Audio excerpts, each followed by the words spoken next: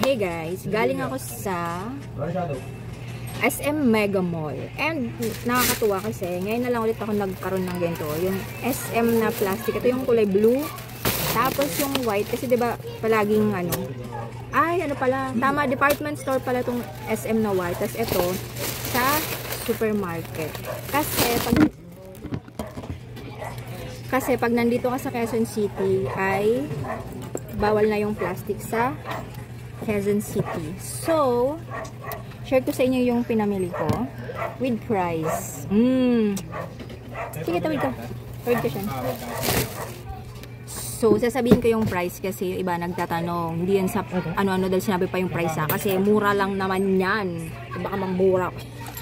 So, ang uban namang god, maingon nga no, apil-apil ang price. Kaya nga naman na, may mangutan. So, first, hindi to unbox kasi hindi siya box. Ang tawag unwrapping. Unplastic. Plastic. Bawal plastic sa QZ. So, dahil nasa SM Mega Mall ako ngayon. Ito yung pinamili ko. Nag-take out ako para sa anak ko. And, ito siya.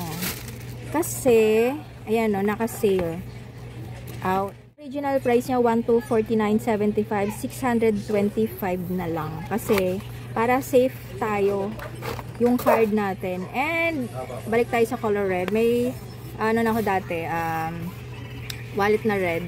So, medyo hindi siya magandang ano. Pero ngayon, katok-katok natin para suswertehan tayo. Ganon. So, red. Kasi yung dati kong red, hindi ganun siya kaswerte. So, hopefully ngayon, swerte na siya. Yan. Kasi medyo na-attract ko sa red color ngayon. Ayan o, RFID. Ito yung brand niya, Rivera. Siguro ganito taga yung price niya, no? Niloko lang tayo ng kunyari, ano, naka-sale. Tapos, meron siyang silica gel. So, magpapalit na ako ng card wallet. Ito yung dati kong ito yung dati kong card. Ano, punong-puno, puro card. So, hindi siya RFID blocker. Papalitan ko na to. Ito yung name. RFID din siya. Yan. Red naman siya.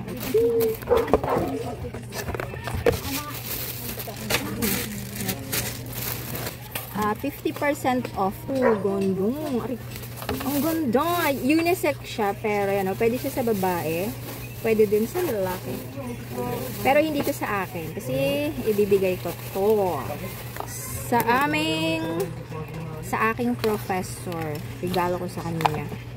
Okay. Next naman, punta sa supermarket. Bumili ako ng maraming chocolates. Ayan o.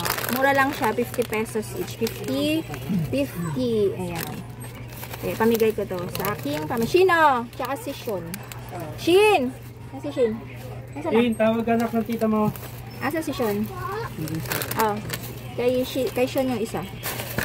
Next naman ito, dark chocolate, no sugar added. Yan. Next naman, hi! Dito ako nag-unbox.